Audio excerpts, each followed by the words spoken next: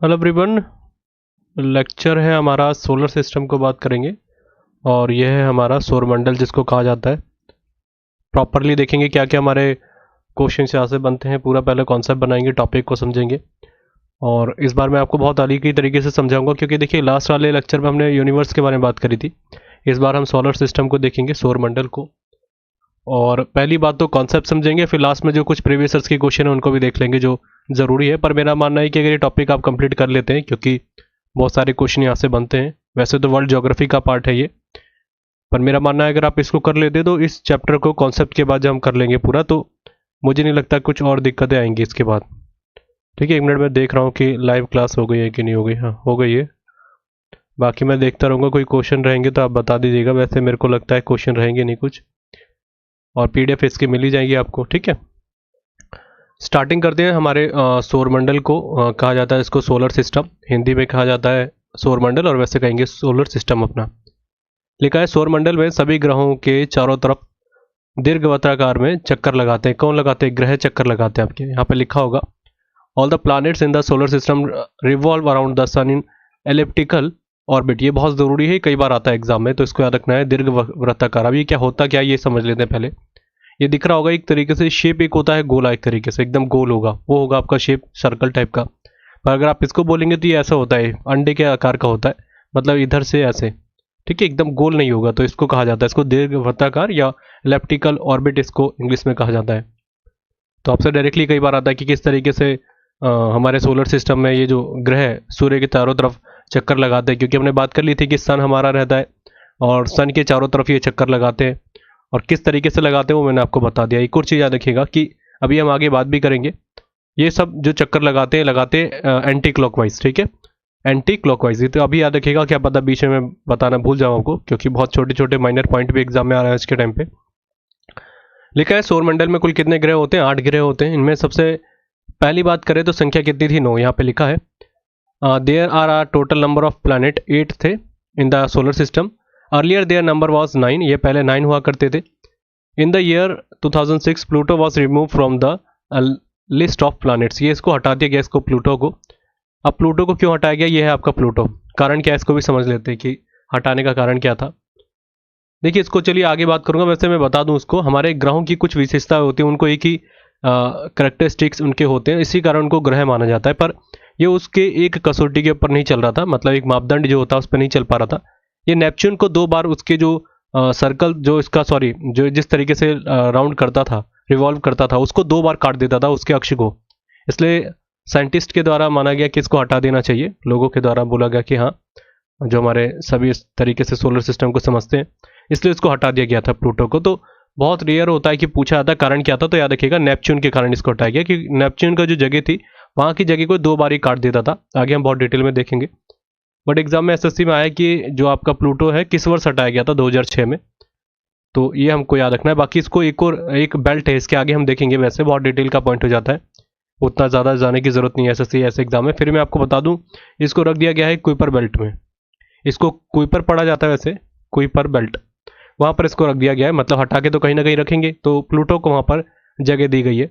तो अभी एग्जाम में आया था सीजीएल के एग्जाम में कि कौन से बेल्ट में आता है ये आपका प्लूटो, तो ये आपका आता है कुइपर बेल्ट में। पहले हमारे 9 ग्रह थे, अब आज के टाइम पे 8 ग्रह हैं, तो एग्जाम में सीधा आएगा तो 8 ग्रह याद रखिएगा। ठीक है, अब मैं कुछ पहले हम जो हमारे सारे ये मरकरी हो गया, वेनस हो गया, ये सारे ग्रहों को जानने से पहले ये देख लेते हैं जो हमारे लिए सबसे ज़रूरी पॉइंट है, कि कुछ इनकी खूबियाँ हैं जो हमारे लिए जाननी बहुत ज़रूरी है। कुछ क्वेश्चन बन जाते हैं। पहली बात तो मैंने आपको ब्रह्मांड, जब यूनिवर्स को बात कर रहे थे तो हमने बहुत अच्छे से समझ लिया था उसके बारे में। मैंने आपको यूनिवर्स से रिलेटेड सारे फैक्ट बता दिए थे, उसमें कोई ज़रूरत है नहीं फालतू चीज़ें।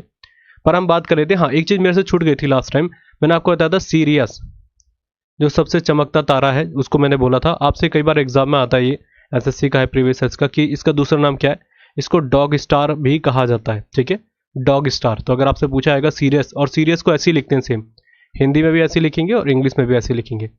तो सबसे चमकता तारा है अगर आप बात करेंगे, बहुत चमकीला है ये, और इसलिए इसका नाम रखा गया है सीरियस, या इसको डॉग स्टार के नाम से भी जाना जाता है। ठीक है, सौरमंडल के बारे में हम बात कर लेते हैं। अब देखिए पहले इनकी यहीं पे सभी को इकट्ठा करके मैं सोच रहा हूँ कि एक ही बारे में समझाऊं, फिर अलग अलग इनकी जो खूबियां हैं इन सभी ग्रहों की उनको देखेंगे। पहले चारों तरफ से देख लेते हैं कि इन सभी ग्रहों की जो 8 ग्रह हैं इनकी क्या क्या खूबियां हैं, क्या क्या इनका रिलेशन है आपस में। तो देखिए अगर उस तरीके से देखें तो ये हो रहा है मरकरी सबसे आगे, ठीक है। बाकी फिर इसके बाद है वेनस जिसको शुक्र कहा जाता है, फिर आपका अर्थ हो जाता है, फिर मून जो मार्स हो जाता है, जुपिटर हो जाता है, फिर ये सैटर्न, फिर ये आपका यूरेनस हो गया, नेपच्यून, प्लूटो को तो हटा दीजिए, इसका कोई मतलब नहीं है। अब देखिए सेंटर पे ये रखा हुआ है तो रिवॉल्व किसकी तरफ कर रहे हैं, चारों तरफ से इधर। तो सबसे पहली बात क्वेश्चन आता है कि ये जो ग्रह करते किस कारण चारों तरफ इसकी करते, तो वो है आपके सन के ग्रेविटेशनल फोर्स के कारण, गुरुत्वाकर्षण बल के कारण। तो ये भी क्वेश्चन आया था, तो इसलिए इतना छोटा सा पॉइंट है, पर इसको हमको याद रखने की जरूरत है। बाकी देखिए ये हो रहा है सन। अब इसको समझ लेते हैं जो हमारे लिए सबसे जरूरी पॉइंट है।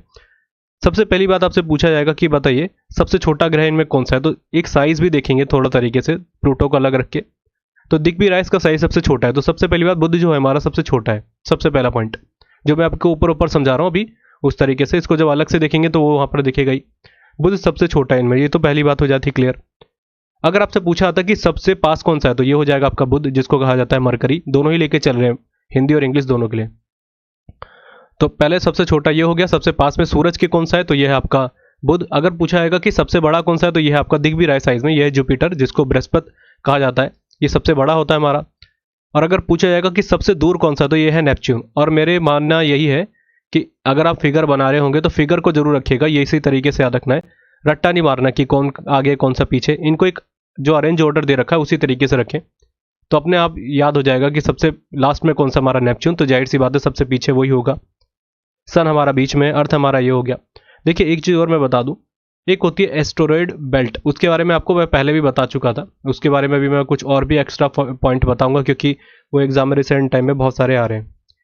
तो पूछा जाता है कि जो आपका एस्टेरॉयड बेल्ट है ये किन दो ग्रहों के बीच में आती है। वो ऐसी है, अभी यहाँ पर लास्ट चैप्टर में मैंने आपको अच्छे से बताया था, यहाँ पर मैंने फिगर करके नहीं दिखाया क्योंकि उसके लिए कोई एचडी फोटोज नहीं मिल रही थी, और एचडी प्लैनेट्स के लिए मुझे बताने के लिए ये अच्छी लगी, तो मेरे को लगा इसी में समझाना जरूरी रहेगा।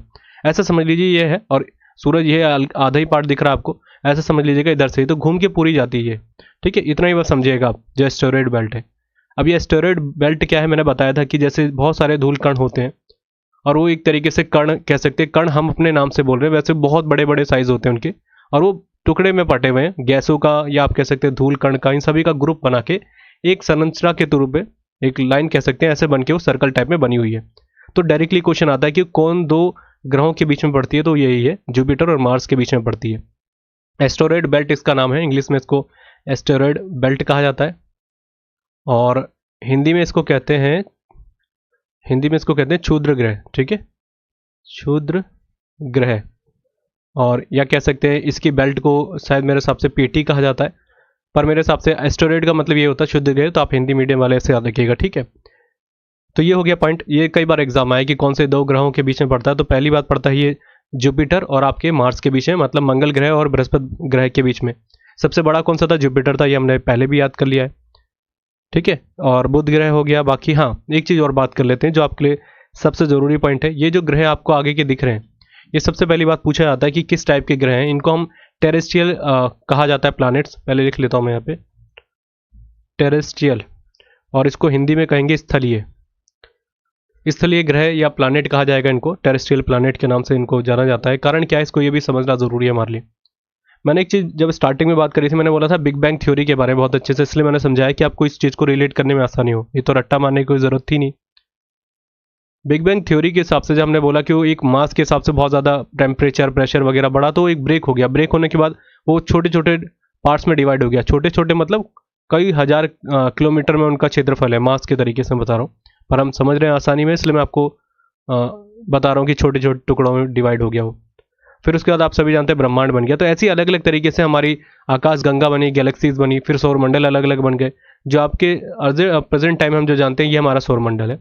तो इसी तरीके से क्या हुआ, जब टूट के गिरे तो देखिए सूरज के पास जो है ये बहुत जाहिर सी बात है, कोई चीज़ टूटती है तो वो ज़्यादा दूर नहीं गिरती।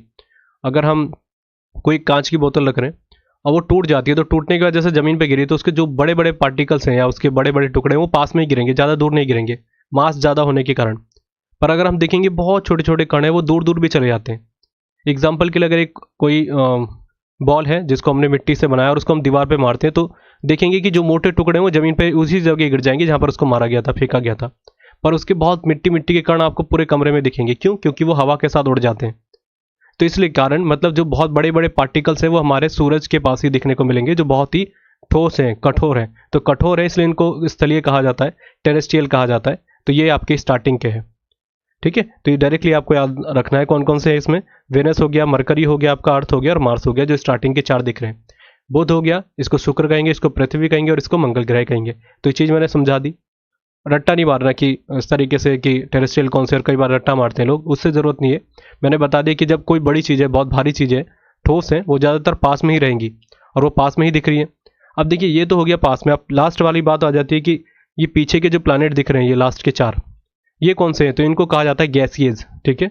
क्या कहा जाता है इनको? Gaseous planet, gaseous planet. अब गैसियस मतलब गैसों से इनका निर्माण हुआ है, मतलब इनका जो घनत्व, डेंसिटी कह सकते हैं, बहुत कम रहती है और ये दूर होंगे। तो जाहिर सी बात है जितना दूर गएंगे, जैसे मैंने बोला धूल कण दूर ही देखने को मिलती है, तो ये इसलिए दूर माए जाते हैं। तो आपसे पूछा जाएगा कौन कौन से होते हैं? जुपिटर, सैटर्न, यूरेनस और एंड आपका हो जाता है नेपच्यून, ठीक है। तो ये हमारे हो गए गैसियस प्लानट और ये हो गया टेरेस्ट्रियल प्लानट। तो मैं अपनी टाइम पे जब मैं आपको बता रहा हूँ, मैंने पढ़ी थी ज्योग्राफी, तो मैंने रट्टे मारे थे इन चीज़ों को पहले। बाद में आज के टाइम पे मैं डिटेल में पढ़ता हूँ, तो मैंने आज इन चीज़ों को समझा है। जब मैंने 2016 की बात कर रहा हूँ, उस समय इतना था भी नहीं समझाने लायक कि कोई बताते। तो इसलिए आपको बुक्स में क्या देखने को मिलता है, बस आप लुसेंट देखेंगे तो रट्टा मारने के लिए कि ये स्थलीय है, इनका कारण ये है। डिटेल में समझना जरूरी है, इससे हमको रट्टा मारने की जरूरत ना पड़े। तो 4 इसलिए मैंने बता दिए, ठोस पास में रहते हैं तो इसलिए हो गए। धूल कण के हिसाब से इसलिए इनको गैसेस प्लानट भी कहा जाता है और ये सबसे दूर पे भी है।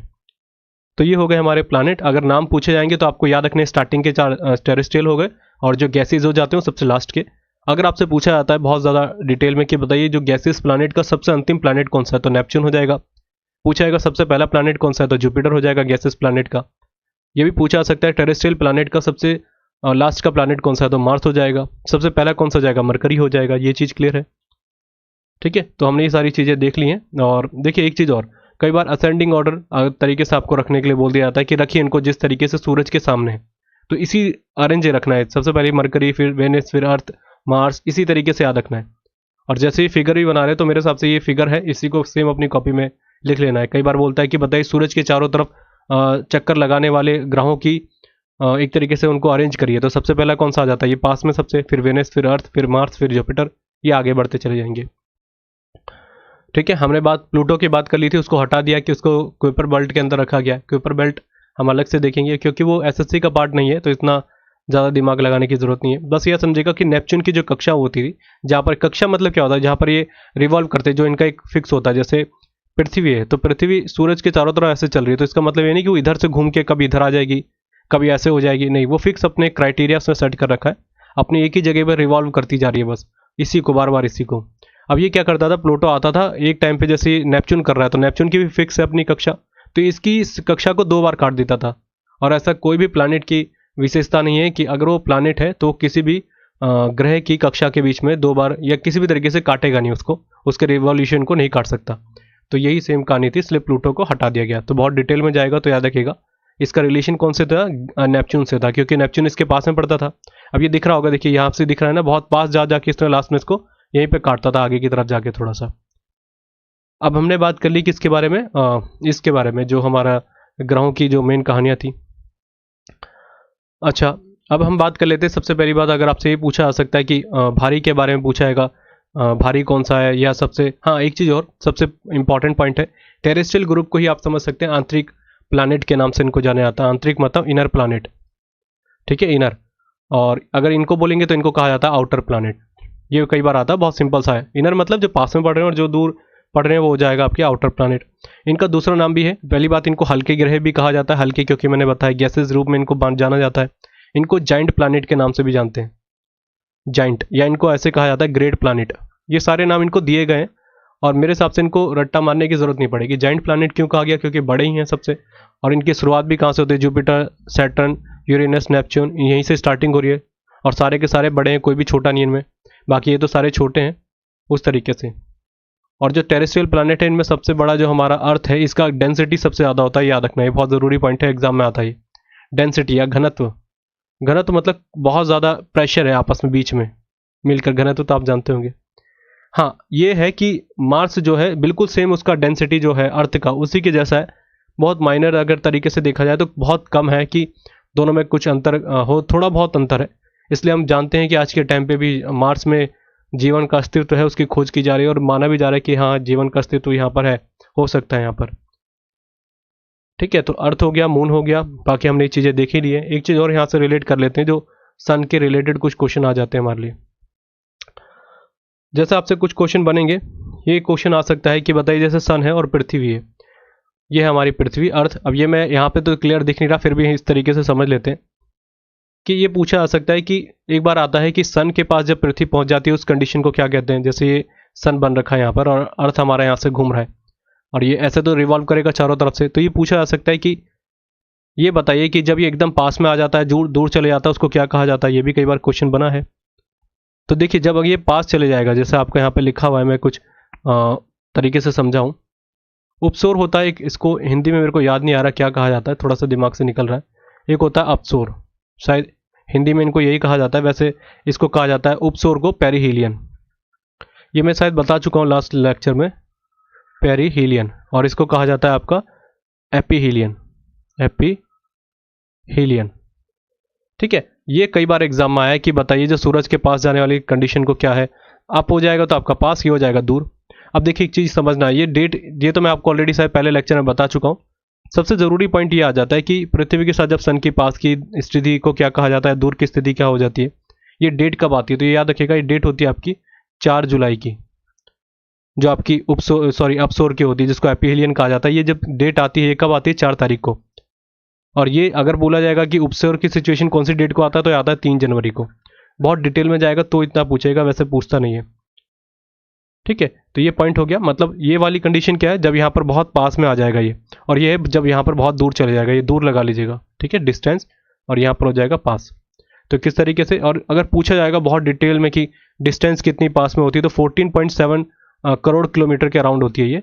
और अगर यहाँ बोलेंगे कि दूर कितनी हो जाती है यहाँ पर, तो 15.2 करोड़ किलोमीटर के अराउंड ये डिस्टेंस होती है। ये तो नहीं आता वैसे, बहुत डिटेल का पॉइंट मैं बता रहा हूँ, पर अगर लग रहा है कि हाँ सीडीएस वगैरह की तैयारी करें तो आप नोट कर सकते हैं। पर जो मैंने बता दिया, सूरज के पास ये आपका अर्थ जाता है, और जब पास में जाता है तो उसको उपसोर या पेरीहीलियन कहा जाता है, जब दूर चले जाता है तो उसको कहा जाता है अपसोर या एपीहीलियन। और ये डेट क्या, कौन सी डेट है, यहाँ पर 4 जुलाई की है, और ये है आपकी 3 जनवरी की। डेट भी कई बार आता है। और इसके अलावा कुछ और पूछा जाएगा। हाँ, एक चीज़ और बता दूं, जैसे कि जैसे सन है और यहाँ पर आपकी अर्थ की रिवॉल्वेशन में बता रहा हूँ कि रिवॉल्व कर रहा है वो। अगर पूछा जा सकता है कि अब सूरज यहाँ से सन की तरफ, सन जो आ रहा है, जो अपनी किरणें हैं पृथ्वी की तरफ भेजेगा, तो कितना टाइम लगता है उसको। उस समय लगता है 8 मिनट 22 सेकेंड। ठीक है, इस वाली कंडीशन में जो हम एपीहीलियन की बात करें, अपसोर की बात करें। और अगर यहाँ बात करते हैं तो यहाँ पर लगता है इसको 8 मिनट 16 सेकेंड। 8 मिनट 16 सेकेंड, इसलिए हम कहते हैं कि एक अप्रोक्स टाइम के हिसाब से हम बोलते हैं कि सूरज की जो किरणें हैं भारत में, अर्थ में जब आती है तो ये टाइम लगता है उसको 8.16 सेकेंड। ये ऐसी कंडीशन है जो बहुत रेयर देखने को मिलती है। तो अगर आपके एग्जाम में आता है, पूछा जा सकता है कि बताइए जब अपसोर वाली सिचुएशन होती है उस समय सूरज की किरणें पृथ्वी में आने में कितना टाइम लेती है, तो जाहिर सी बात है ज़्यादा ही लेगी, क्योंकि दूर की कंडीशन है। क्योंकि यहाँ अभी दूर वाली कंडीशन को मैंने बताया था, ये दूर होता है, ये पास होता है। तो जितना पास होगा उतनी जल्दी सूरज की किरणें पृथ्वी पे आ जाएगी। तो कितना टाइम ले लेगी, 8.16। और अगर वैसे वाली में तो 8 मिनट 22 सेकंड लेती है। ये बहुत बहुत डिटेलिंग के पॉइंट थे, मेरे हिसाब से इतना ज़रूरत है नहीं। अगर लगता है सीडीएस वगैरह, क्योंकि मैंने इसलिए बताया, एक दो एस्पिरेंट मेरे पास मैसेज करे थे कि हमारा सीडीएस का एग्जाम है, तो थोड़ा डिटेल में ही बता दीजिएगा 2-4 पॉइंट, क्योंकि वहाँ पर थोड़े अच्छे आ जाते हैं। अर्थ के बारे में बात कर लेते हैं। अर्थ की रेडियस के बारे में आता है, तो 6.631, ये किलोमीटर के हिसाब से मैं बात कर रहा हूँ, 6371। ये आपको इसकी रेडियस याद रखनी है। और बाकी मैंने बता दिया, अगर पृथ्वी पर जो प्रकाश पहुंचता है सूर्य का, तो टाइम मैंने औसत बता दिया 8 मिनट। वैसे 16 सेकंड कई जगह देखेंगे, पर मेरा मानना होता है कि 8 मिनट 22 सेकंड भी लगा लेंगे तो कोई दिक्कत नहीं। दोनों आ रहे तो दोनों में से इसी को राइट आंसर लगाना है, इसको नहीं। इन केस अगर ये नहीं आ रहा और ये आ गया ऑप्शन में, तो इसको राइट आंसर लगाना है, क्योंकि दोनों सिचुएशन यहाँ से मैंने बता दी है। और हमने बात करी थी कि प्रॉक्सिमा सेंचुरी सबसे पास का तारा है सूर्य के अलावा, अगर हम बात करें हमारे पृथ्वी के। हाँ, एक चीज़ और, अगर सूरज की पूछा जाएगा सबसे बाहरी परत ये जो दिख रही है, इस बाहरी परत को क्या कहा जाता है, इसको कहा जाता है कोरोना। जो आज के टाइम पे वायरस था ना, उसी के नाम पर हमारा ये वायरस का नाम रखा गया था, कोरोना। और बस इतना ही हमको याद रखना है। हाँ, जैसे डिस्टेंस को मेज़र करने के लिए अभी मैं आपको बताऊंगा, एक पूछा जाता है कि पृथ्वी और सूरज के बीच में डिस्टेंस कितनी है, मतलब कितना, जैसे हम किलोमीटर नापते हैं कि कोई गांव की तरफ जाना है या कहीं भी जाना है, हम डिस्टेंस मेजर करते हैं किलोमीटर में। अब ये तो बहुत लंबी लंबी डिस्टेंस होती है ब्रह्मांड में, अगर बात करें सौरमंडल में देखें, सोलर सिस्टम में, तो हम एक तरीके से एक यूज़ करते हैं जिसको कहते हैं एस्ट्रोनॉमिकल, एस्ट्रोनॉमिकल, ये एन और ये एन ओ है, ठीक है, एस्ट्रोनॉमिकल। इसको हिंदी में कहते हैं खगोलकीय, खगोलकीय एस्ट्रोनॉमिकल यूनिट के नाम से हम जानते हैं, जो आज के टाइम पे मेजरमेंट में यूज़ की जाती है। ये होती है लगभग हमारी पृथ्वी और सूरज के बीच में एक, इसको इस तरीके से लिखा जाता है AU, ठीक है, AU एस्ट्रोनॉमिकल यूनिट मतलब खगोल के इकाई। तो डायरेक्टली आएगा कि बताइए कितना डिस्टेंस है पृथ्वी और इसके बीच में, तो 1 AU के बराबर है। और इतना समझ लीजिए कि जैसे अगर मैं बोलूँ, बस इतना रट्टा मारना ही ठीक रहेगा मेरे हिसाब से, नहीं तो बहुत डिटेल में जाऊँगा तो यूनिट वाइज बहुत डिटेल के पॉइंट है, वो हमारे लिए इतनी ज़्यादा ज़रूरत है नहीं। फिर बोल रहा हूँ मैं, अगर अर्थ और सन के पीछे पूछा जाएगा कि बताइए कितना डिस्टेंस होता, तो 1 AU, जिसको कहा जाता है एस्ट्रोनॉमिकल यूनिट या खगोल के इकाई के रूप में हम जानते हैं, ठीक है। और हाँ, एक चीज़ और आता, आपने सुना होगा लाइट ईयर, बहुत बार आपने सुना होगा लाइट ईयर। लाइट ईयर इसको कहते हैं हिंदी में प्रकाश वर्ष। हम सुनते हैं ना कि प्रकाश वर्ष इतनी दूरी है, जाहिर सी बात है बहुत लंबी डिस्टेंस है, सभी के लिए मेजरमेंट करने के लिए तो किलोमीटर का तो कोई एक रहता ही नहीं है तरीके से यूज़ करना। प्रकाश वर्ष पूछा जाता है कि इसको क्या कहा जाता है, प्रकाश वर्ष है क्या। पहली बात तो यूनिट है, जब हम अंतरिक्ष में जो किसी चीज़ को मेजरमेंट में लगाते हैं, तो ये पूछा जाता है क्या है। तो देखिए, एक वर्ष में प्रकाश के द्वारा जो एक चाल चली जाती है एक जगह से एक दूसरी जगह में, एक वर्ष में, एक साल में, उसको प्रकाश वर्ष के नाम से जाना जाता है, लाइट ईयर के नाम से। और देखने में लग रहा है लाइट ईयर प्रकाश वर्ष, तो कहने का मतलब जो हमारी लाइट जिस हिसाब से ट्रैवल करती है, और लाइट बहुत तेज़ी से ट्रैवल करती है। अब इस हिसाब से आप लगा लीजिए, मैंने बताया था कि जब हम बात कर रहे थे कि अंतरिक्ष के बारे में, जब ब्रह्मांड के बारे में बात कर रहे थे, तो मैंने आपको कई फैक्ट इसमें बताए थे। अब देखिए, मैंने एक चीज़ बताई थी, एक और क्वेश्चन अभी रिसेंट के टाइम पे आया था, और मेरे पास भी एक स्टूडेंट ने मेरे को पिन करके मैसेज भेजा कि इंस्टाग्राम में, कि एक क्वेश्चन हमारे CDS के एग्जाम में आया था कि बताइए कि एस्टेरॉयड के दिक्कत आ रही थी। वो कह रहे थे 3 चीज़ें मेरे को समझ में नहीं आ रही थी एस्टेरॉयड और मेटेरॉयड के बीच में, और बहुत कॉम्प्लिकेटेड क्वेश्चन था। उन्होंने बताया कि समझ में तो याद नहीं आया मुझे, पर क्वेश्चन भेजा था उन्होंने कुछ अलग तरीके से। मैं समझा देता हूँ कि कहीं अगर बहुत डिटेल में आएगा तो समझ लीजिएगा क्या है। हमने बात करी थी कि मार्स और जुपिटर के बीच में एक एस्टेरॉयड बेल्ट होती है, एस्टेरॉयड बेल्ट ऐसे बनी होती है। वो मैंने बताया क्या होता है, ये धूल कण या पत्थर चट्टान है बहुत बड़ी बड़ी, उनका एक तरीके से ये भी घूम रही है, जैसे अर्थ घूम रही है आपके, ये है आपके क्या नाम है इनका, प्लानिट घूम रहे हैं, वैसे ही अपने कक्ष में ही है ये, ठीक है, ऐसे तरीके से समझ लीजिए घूम रहे हैं अपने आपस में। अब ये सबसे ज़्यादा इंपॉर्टेंट है, आपने कई बार देखा होगा टूटता तारा हम लोग बोलते हैं, यूज़ करते हैं वर्ड। अब इन्हीं को कहा जाता है एस्टेरॉयड बेल्ट, ठीक है। इन्हीं में से अगर कोई देखे, एस्टेरॉयड बेल्ट मतलब वो सभी ग्रह जो छोटे छोटे टुकड़े हैं, ग्रह तो नहीं कहेंगे, वो सभी एक ही जगह घूम रहे हैं, इसलिए उनके नाम के साथ उनको बेल्ट जोड़ दिया गया है। सारे बहुत सारे हैं तो सभी का अलग नाम तो रखा नहीं जा सकता, इसलिए उनका नाम रख दिया एस्टेरॉयड बेल्ट, क्षुद्र ग्रह की पेटी। अब इन्हीं में से एक एक मिलकर किससे बन रहे हैं, एस्टेरॉयड से तो बन रहे हैं, ठीक है, इसी को कहा जाता है क्षुद्र ग्रह। तो पहली बात आपसे पूछा जाएगा है क्या, तो ये एक पेटी है एक तरीके से, जो सारे मार्स और जुपिटर के बीच में मिलती है, जिसको कहते हैं मंगल ग्रह और बृहस्पति के बीच में। अब देखिए, इसमें से एक नाम आ जाता है जिसको कहते हैं मेटेरॉइड, आपने कई बार सुना होगा मेटेरॉइड्स, मेटेरॉइड्स, ये मेटेरॉइड्स आ जाता है। अब ये क्या होता है, अगर ये टूट कर ये सब ये अपनी एक जगह घूम रहे, फिक्स इनके क्राइटेरिया है कि इससे बाहर नहीं आएंगे, बाहर आएंगे तो बहुत दिक्कत है। सर ज्योग्राफी से कितने क्वेश्चन आते हैं, सौम्यजित मित्र कह रहे हैं कितने क्वेश्चन आते हैं, आते कम हैं अभी रिसेंट के डाटा के हिसाब से, कम आते हैं, पर छोड़ तो सकते नहीं, इसलिए मैं इसको करा भी रहा हूँ। तो पहले तो प्रायोरिटी यही कहूँगा कि स्टैटिक जीके के साथ जुड़े रहिएगा, सबसे ज़्यादा करंट अफेयर के साथ जुड़े रहना है, तीसरा हिस्ट्री के साथ जुड़े रहना, फिर पॉलिटी, फिर इसके बाद आपको एक अरेंज लाना है, तो इसके बाद फिर आप लाइएगा ज्योग्राफी पे, इसके बाद ही आएगा जो मैंने सब्जेक्ट आपको बता दिए। पर ये बैच चल रहा है तो इग्नोर कर नहीं सकते, सारी चीज़ें करके जाइएगा, क्योंकि अभी कुछ पता नहीं पैटर्न कब बदल जाए। अब एक क्वेश्चन भी आ रहा है और 3 मार्क्स का अगर अच्छा आ रहा है और आप छोड़ के चले जाएंगे तो वो भी बहुत गलत बात है। टॉपिक कोई नहीं छोड़ना, ठीक है, आगे बढ़ते हैं हम। हाँ एस्टेरॉयड, अब ये देखिए इनमें से निकल गया, तो इसको कहा जाता है मेटेरॉइड्स। अब मेटेरॉइड्स को क्या कहा जाता है, मेरे हिसाब से उल्का कहा जाता है, उल्का, ठीक है, उल्का। अगर इनमें से बाहर निकल गया, कई बार होता है कि निकल भी जाते हैं बाहर। अब देखिए अर्थ कहाँ पर है, पास में ना, तो ये अब यहाँ से निकल गया बहुत, हाँ, पर याद रखिएगा एस्टेरॉयड और मेटेरॉइड्स में एक चीज़ का अंतर होता है, ये होते बहुत बड़े बड़े साइज़ के, लगभग 100 किलोमीटर का एक होगा, मैं बहुत कम साइज़ बता रहा हूँ, 100 किलोमीटर समझ रहे कितना होता है, उस तरीके का एक चट्टान समझ लीजिए, वो आपस में यहीं पे घूम रहे हैं, और इनके मुकाबले तो बहुत छोटे ही हैं, जाहिर सी बात है। अगर ये टूट कर बाहर निकल जाता है तो उसका नाम हो जाता है मेटेरोइड्स, मतलब वो अपने रास्ते को निकल के बाहर हो गया, वो अपने घर को छोड़ दिया उसने। ये छोटे होते हैं इनके मुकाबले, क्योंकि टूट के बाहर आ गया तो जाहिर सी बात है कुछ ना कुछ का हार्म हुआ होगा। अब हार्म भी हुआ तो समझ लीजिए वो भी कम से कम नहीं तो 70-80 किलोमीटर का होगा, इतना बड़ा चट्टान। अब वो टूट के आया तो कहीं ना कहीं तो जाएगा ना। हमारे पास में कौन सी, ये आपको बेल्ट दिख रही है, कई बार तो मार्स में जाएगा। अब जाहिर सी बात है अर्थ भी पास में, तो अर्थ के पास भी आ सकता है, पृथ्वी के पास। अब पृथ्वी के पास जब आता है तो ये आने के बाद इसका नाम धीरे धीरे आने लग जाएगा, उसको कहा जाता है मेटियोर।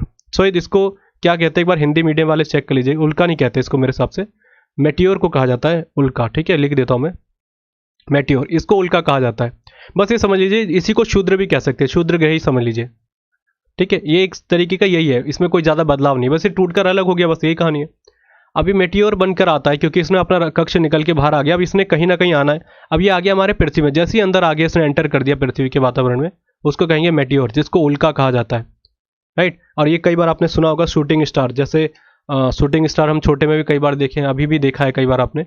तो क्या होता है, पृथ्वी के एकदम सामने से आता है, एकदम यहीं से ऐसे दिखेगा आपको आकाश में, रात के टाइम भी दिखता है कई बार, एक स्टार एकदम तेजी से आएगा और एकदम से गायब हो जाता है, तो उसी को कहा जाता है उल्का हिंदी में, और वैसे कहते हैं मेटियोर। और वो कहाँ से आया, मैंने आपको बताया एस्टेरॉयड बेल्ट से। ये हो गया मेटेरोइड, फिर हो गया मेटियोर। ठीक है, इसके बाद एक होता है मेटियोराइड, मेटियोराइट्स। अब ये चीज़ याद रखनी है, बहुत ज़रूरी है। पूरे यूट्यूब पे देखेंगे आपको इसका मीन भी नहीं मिलेगा, बहुत रेयर देखने को मिलेगा, क्योंकि लोग ऊपर से समझा के चले जाते हैं। और उनका यही क्वेश्चन था कि सर इसी में से क्वेश्चन आया था, और तीनों चारों ऑप्शन में थे कि उनमें से मुझे समझ में नहीं आ रहा था, मेटियोर लगाऊं कि मेटियोराइड लगाऊं कि मेटियोराइट्स लगाऊं या एस्टेरॉयड लगाऊं, ये सब दिक्कतें आ रही थी। तो हम मेटियोराइट्स की बात कर रहे हैं। अब ये क्या है, जैसे उल्का अगर आके, ज़्यादातर क्या होता है हमारे यहाँ फ्रिक्शन होता है, जैसे हमारे वातावरण में आता है, जड़त्व का नियम आप जानते होंगे, तो उसी कारण वो जब वो आता है, वो चट्टान एक तरीके से आने के बाद उसका घर्षण इतना होने लग जाता है कि उसमें आग लग जाती है। आग लगने के बाद उसकी जाहिर सी बात है जो डेंसिटी है, सब चीज़ें वो कम हो जाएगी, जितना बड़ा होगा ज़्यादातर होगा कि वो समाप्त हो जाता है। 90% जो आते हैं उल्का, वो सारे हमारे वातावरण में आते ही वो गायब हो जाते हैं, मतलब जल जाते हैं, ख़त्म हो जाते हैं। पर इन केस अगर देखिए जो ये एस्टेरॉयड आया, जिसको मेटियोराइड के नाम पे मैंने बताया, वो बहुत बड़ा साइज़ का है, और वो आ गया और वो जलते जलते भी उसका एक अस्तित्व बचा हुआ है बहुत बड़े पैमाने पर, तो उसको क्या कहा जाएगा, मेटियोराइट्स। और वो कहाँ पर आएगा, वो जब पृथ्वी की सतह पर गिर जाएगा तब उसका नाम रखा जाएगा। तो याद रखिएगा, जब वो अर्थ की सतह पर गिरेगा तब उसको मेटियोराइट्स कहा जाएगा, नहीं तो उसको मेटियोर ही कहा जाएगा उल्का के नाम पे। इसको हिंदी में कहते हैं उल्का पिंड, बस पिंड जोड़ दीजिएगा पीछे से, उल्का पिंड। अगर वो पृथ्वी पर आके गिर जाता है तो उसको कहा जाएगा मेटियोराइट्स या उल्का पिंड।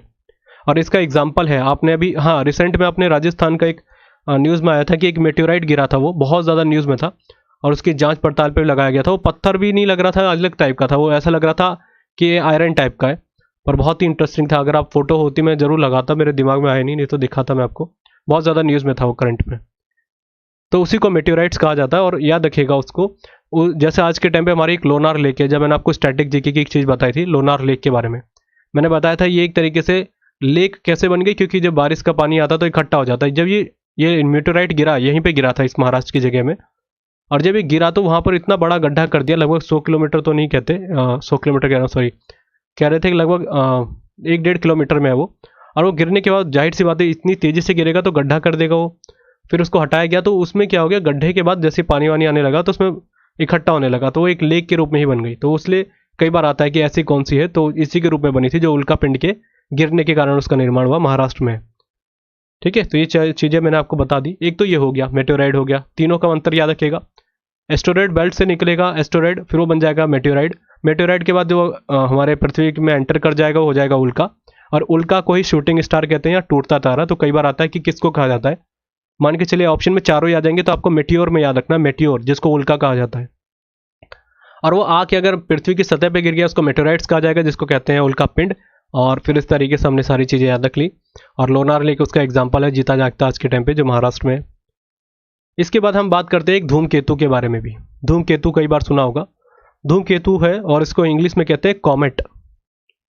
कॉमेट, अब ये क्या होता है, ये होता है, इसको हिंदी में, शुद्ध हिंदी में वैसे हम छोटे में सुनते थे पुच्छल तारा के नाम से, पुच्छल तारा। ये पुच्छल तारा किस तरफ जाता है, जैसे हमने बात करी कि मेटेराइट्स जो होते हैं यहाँ पर आ जाते हैं अर्थ में, पुच्छल तारा होता है वो, देखिए वो भी आता है पर वो सन की तरफ आता है बहुत तेजी से, वो ऐसा होता है और पीछे आग लग रही होती है उसके लिए इसको धूमकेतु कहा जाता है। पुच्छल तारा इसलिए कहते हैं क्योंकि इसकी पूंछ तरीके से प्रतीत होती है, साइंटिस्टों ने इस चीज़ को कई बार देखा है। तो क्यों हो रहा है ऐसा पूंछ, क्योंकि देखिए आ इस तरफ रहा है और इसकी इतनी तपन है कि आग लगेगी। अब वो इतनी स्पीड से आ रहा, तो ये आग जब लगेगी उसकी तो आगे की तरफ तो नहीं लगेगी, पीछे की तरफ लगेगी, तो वो एक तरीके से पूंछ बना देता है, इसलिए उसको धूमकेतु या पुच्छल तारा कहते हैं। इंग्लिश में उसको कहते हैं कॉमेट, और ये कई बार आया है। अच्छा, एक चीज़ है, हम इसको देख सकते हैं कि नहीं देख सकते, रियल में देख सकते हैं, पर अगर हमारी एज उतनी है, एक बार तो हम लाइफ में देख सकते हैं अगर हमारी ठीक ठाक एज है, लगभग 75 साल से लेकर 79 ईयर्स के अंदर ये जरूर देखने को मिलता है एक बार, और इसी को कहा जाता है हेली कॉमेट। ये एग्जाम में आ चुका है कि हेली कॉमेट को कितनी बार देखा जा सकता है वर्ष में, कितने वर्षों में, तो 75-76 अप्रोक्स माना जाता है। 75 से लेकर 80 के बीच में ये टाइम है कि इस टाइम पे इसको देखा जा सकता है। तो कॉमेट मैंने बता दिया। आता है कि धूमकेतु का किस तरफ प्रस्थान होता है, तो याद रखिएगा ये होता है आपका इसी की तरफ, धूमकेतु का कहाँ पर, सूरज की तरफ। बाकी तो हमने बात कर ली थी एस्टेरॉयड मेटेओराइट्स के बारे में, वो आपके अर्थ की तरफ होता है उनका सिस्टम सारा। तो ये तो हमने बेसिक नॉलेज देख ली जो हमको याद रखनी थी। अब मैं बात कर लेता हूँ आपको अर्थ के रिलेटेड, जो अर्थ से रिलेटेड आपको, सॉरी प्लैनेट से रिलेटेड आपको सारे फैक्ट याद रखने चाहिए। हम एक तरीके से उन सबको अलग अलग तरीके से देखते हैं। हमने अभी पूरा सोलर सिस्टम समझा दिया सभी को कंपाइल करके, इकट्ठा करके, ठीक है। अब बात करते हैं बुध ग्रह की। यहाँ पे लिखा है Mercury is the closest planet to the sun. बहुत सिंपल सी बातें दिख भी रहा है, बस ये फिगर रखना है, और नहीं तो कॉपी में लिख लेना, इन्हीं को फिगर में ही नोट करते रहेगा, सबसे छोटा, सबसे पास, सबसे बड़ा। अलग से नोट्स बनाने की मेरे हिसाब से जरूरत नहीं है इसमें। लिखा है सबसे पास में। दूसरी बात इसका है Mercury takes 88 days to revolve around the sun and Mercury has the largest temperature difference among the all the planets in the solar system. The planet Mercury doesn't have any satellite and it also doesn't have any atmosphere। बहुत ज़रूरी point मैं बताने वाला हूँ। देखिए समझिएगा, सबसे पहली बात क्या है, जाहिर सी बात है सूरज के पास में पड़ा है, तो इसका जो ऑर्बिट है, जो इसने एक तरीके से, एक तो होता है, अभी हम बहुत अच्छे से समझेंगे। चलिए पहले एक मिनट, एक चीज़ छूट गई, मैं इसको यहाँ पे इसको बाद में बात करता हूँ बुध ग्रह के बारे में। पहली चीज़ याद रखिएगा सन के बारे में, कई बार आता है जो इसकी जो एनर्जी है किस तरीके से बनी है, इसमें क्या होता है इस एनर्जी में, जो ये आपकी सूरज की, इसको कहते हैं नाभिकीय संलयन। ये एसएससी और रेलवेज में बहुत बार पूछा गया, संलयन। नाभिकीय संलयन को कहते हैं हिंदी में, सॉरी इंग्लिश में nuclear fusion, nuclear fusion English में कहते हैं इसको, और वैसे हिंदी में कहते हैं नाभिकीय संलयन। एक प्रक्रिया है, रासायनिक प्रक्रिया है, अभिक्रिया कह सकते हैं, केमिकल रिएक्शन है जो सूरज के अंदर होती है, जो एनर्जी के रूप में दिखती है आपको। आपसे पूछा जा सकता है, हमने बता दिया था कि सूरज की जो ये लाइट है यहाँ अर्थ में आने में लगभग 8.16 सेकेंड लेती है, 8 मिनट पॉइंट, वो जो हमने बात करी है आपको 8.16 सेकंड के हिसाब से। आपसे पूछा जा सकता है कि स्टडी क्या है सन की, सन के बारे में, कि इसकी स्टडी को क्या कहते हैं। इसको कहते हैं हेलियोफिजिक्स, हेलियोफिजिक्स। देखिए इसको कई बार आप अलग अलग नाम भी देखेंगे लास्ट के वर्ड को, बस आप हेलियो याद रखेगा। हेलियो का संबंध है आपके किसके साथ, सन के साथ। इसकी स्टडी को वैसे हेलियोफिजिक्स के नाम से जाना जाता है साइंटिस्ट के द्वारा। तो ये भी कई बार आया है। 2-3 फैक्ट याद रखिएगा सूरज के बारे में, नहीं तो मैं कोशिश करूंगा एक अलग से लेक्चर में आपको प्रोवाइड करा दूं। हमने सारी बात कर ली थी, ये सारे इनर प्लैनेट थे, ये आपके गैसेस प्लैनेट थे। हाँ एक और चीज़ याद रखिएगा, हमने बात करी थी जाइंट प्लैनेट भी इनको कहा जाता है, और ग्रेट प्लैनेट भी इनको कहा गया था, गैसेस प्लैनेट भी कहा गया था। जाइंट इसलिए क्योंकि बड़े हैं, ग्रेट इसलिए क्योंकि बड़े हैं, गैसेस इसलिए क्योंकि गैस के हैं ये। और हमने बात करी थी सबसे ठंडे भी होते हैं ये। एक और याद रखिएगा, इनको कहते हैं जोवियन प्लैनेट, जोवियन प्लैनेट इनको कहा जाता है। सेम हिंदी में भी इनको जोवियन ही कहा जाता है। बाकी आउटर प्लैनेट तो हमने बात कर ही ली थी, बाहर की तरफ ये पड़ते हैं। और हाँ अब हो गई क्लियर जो सारी पॉइंट हमने देखनी थी। एक चीज़ और बता दूं, जुपिटर सबसे बड़ा प्लैनेट है, हमने बात करी थी। जुपिटर इतना बड़ा है इसलिए इसको एक ऐसा माना जाता है कि ये सारे जो प्लैनेट है, बाकी 7 प्लैनेट, अगर इन सभी को मिला के इसके सामने रख दिया जाए, तब भी इसका जो बड़े के हिसाब से बात करूं, क्षेत्रफल के हिसाब से इन सबसे बड़ा है ये, फिर भी इन सभी को मिला के, तो इसलिए जुपिटर सबसे बड़ा है। इसलिए इसका एक नाम रखा गया है मिनी सोलर प्लैनेट। पूछा जा सकता है कि किसको कहा जाता है मिनी सोलर प्लैनेट, वो इसी को कहा जाता है क्योंकि इतना बड़ा साइज है इसका, इस नाम से इसको रखा गया था। ऐसा बोला जाता है कि बताइए ऐसे नंगी आंखों से, जो आपकी आंखें हैं नॉर्मल तरीके से, क्या आप इनको कितने ग्रहों को हम देख सकते हैं। तो हम अपने जो नंगी आंखों से देख सकते हैं, आपके हैं लगभग 1 2 3 4, सॉरी ये तो हमारा ये 1 2 3 और 4 और 5, ये पांचों जो प्लैनेट हम इनको अपने आंखों से नॉर्मल तरीके से देख सकते हैं। वो अलग पाया था, कई बार देख सकते हैं, कई बार नहीं देख सकते, पर हाँ देखने की हमारी जो कैपेसिटी है देख सकते हैं। ये बहुत पीछे चले जाते हैं और गैसेस रूप में है, तो ये दिखना बहुत पॉसिबल नहीं होता। यह एसएससी का पूछा गया क्वेश्चन है। तो टोटल 5 प्लैनेट है, नाम पूछे जाएंगे। तो पहला है मरकरी, वेनस, अर्थ, फिर आपका हो जाता है, सॉरी अर्थ बात कर रहा हूँ मैं, मार्स, अर्थ तो हमारा ही है, जुपिटर और हो गया सैटर्न, ठीक है। अच्छा ये हो गया हमारा पॉइंट। और इसके अलावा हाँ, मैंने बता दिया था कि जो सभी ग्रह हैं सूर्य के चारों तरफ जो एक तरीके से रिवॉल्यूशन करते हैं, ठीक है, रिवॉल्यूशन मतलब परिक्रमण, इसको लेके बहुत लोग कंफ्यूज होते हैं। एक होता है रिवॉल्यूशन, एक होता है रोटेशन। ये होता है रोटेशन, यहाँ पे मैं लिख लेता हूँ रिवॉल्यूशन, ठीक है, इसको यहाँ पे रखिएगा। और इसको हिंदी में कहते हैं घूर्णन। देखिए घूर्णन मतलब क्या होता है, मैं इसको भी समझा देता हूँ क्योंकि दिक्कतें आती हैं। एक ग्रह अपनी तरीके से घूमता है, हम जानते हैं ना पृथ्वी घूम रही है, हमारे ग्रह ऐसे ऐसे घूम रहे हैं चारों तरफ, ये हो जाएगा घूर्णन। अपने ही कक्ष में घूमना मतलब वो घूर्णन कहा जाएगा, जिनको रोटेशन कहा जाएगा।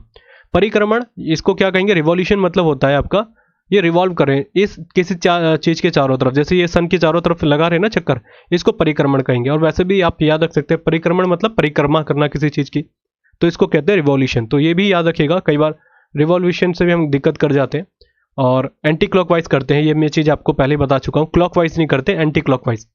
एंटी क्लॉकवाइज मतलब घड़ी की विपरीत दिशा में, जैसे घड़ी ऐसे चलती है आपकी क्लॉकवाइज, तो ये अपोजिट करते हैं, ऐसे ऊपर नीचे से ऊपर की तरफ, ऐसे सारे के सारे जितने भी आपको दिख रहे हैं सारे के सारे, ठीक है। ये एग्जाम में कई बार आया है कि बताए इनका जो परिक्रमण होता है कैसा होता है, एंटी क्लॉकवाइज या क्लॉकवाइज, तो ये याद रखना है। परिक्रमण में तो हमको कोई मेरे हिसाब से दिक्कतें नहीं होनी चाहिए, सभी का एक ही सिस्टम है। पर दिक्कत कहाँ पर आती है, जो हमने बात करी थी आपके रोटेशन की, जिसको घूर्णन कहा जाता है। देखिए हमारे जो रोटेशन है वो सभी एंटी क्लॉकवाइज, जैसे हमने बात करी परिक्रमण, जिसको हिंदी में हमने कहा था, वैसे रिवॉल्यूशन कहा था, याद रखिएगा। ये तो सभी हमारे एंटी क्लॉकवाइज करते हैं, ठीक है, एंटी क्लॉकवाइज। पर रोटेशन की बात आ जाती है, इसमें थोड़ा सा हमारा एक दिक्कत हो जाता है। क्या हो जाता है, जो रोटेशन करता है हमारा, सबसे बड़ी दिक्कत है, दो ग्रह हमारे जो हमारे दो ग्रह हैं वो क्लॉकवाइज चल जाते हैं। दो ग्रह कौन से आपके जो क्लॉकवाइज चलते हैं, उनके नाम भी मैं बता दूं, बाकी सारे आपके एंटी क्लॉकवाइज ही चलते हैं रोटेशन, जैसे सेम उनका परिक्रमण काल है वैसे उनका रहेगा, सेम वो आपका रोटेशन भी एंटी क्लॉकवाइज करेंगे। पर दो ग्रह कौन से जो क्लॉकवाइज चलते हैं, उनका नाम कौन कौन सा है, याद रखिएगा। यूरेनस, पहला है वेनस और दूसरा है यूरेनस। कैसे याद रखेंगे, लास्ट का सेकंड और फर्स्ट का सेकंड, ठीक है, लास्ट का सेकंड और फर्स्ट का सेकंड, और दोनों के नाम भी ऐसे दिख रहे हैं, यूरेनस और वेनस। और वेनस क्या होता है, शुक्र, और यूरेनस तो आप जानते हैं, हमने बात कर भी रखी है, इसको क्या कहा जाता है, अरुण कहा जाता है, ठीक है। तो इन दोनों को याद रखेगा, हाँ इनके नाम भी लिखेगा, नहीं तो कई बार मुझे लोग कहते हैं कि हिंदी मीडियम वालों को भी आपने ढंग से समझाया नहीं। अच्छा हाँ, एक और चीज मैं बता दूं, बाकी देखिए हम जानते हैं कि जब एंटी क्लॉकवाइज चल रहे हैं तो इसका मतलब क्या है, पश्चिम से पूरब की तरफ।